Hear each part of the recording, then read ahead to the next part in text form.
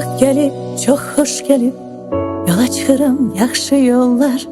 Bitibsə demək daha sondur, olur eşqdə belə hallar. İnsan qədri özü bilməli, dəyər üzündən görməli.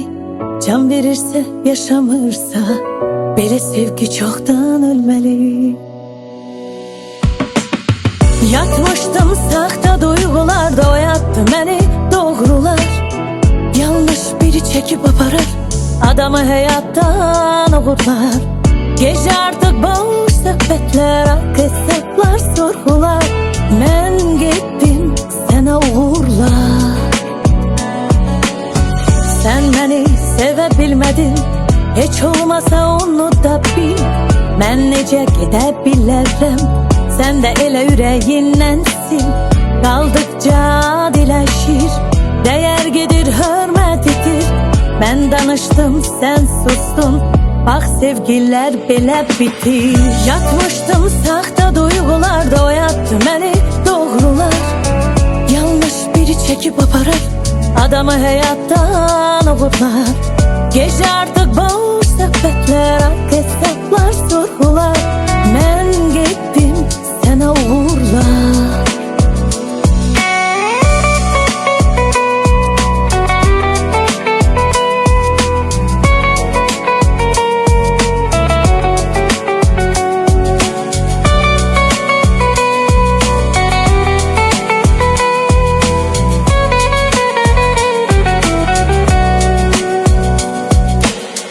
Vaxt gelib, çox xoş gelib, yola çıxıram yaxşı yollar.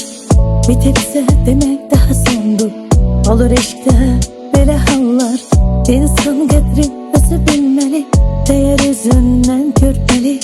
Can verirsə yaşamırsa, belə sevgi çoxdan ölməli. Yatmışdım saxta duyğularda, oyatdı məni doğrular. Yanlış biri çekip aparır adamı həyatdan uğurlar.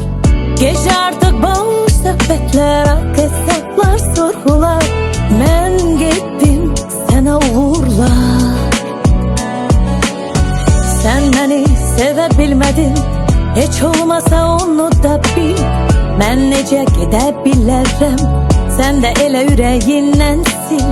Qaldıqca diləşir, dəyər gedir, hörmət edir.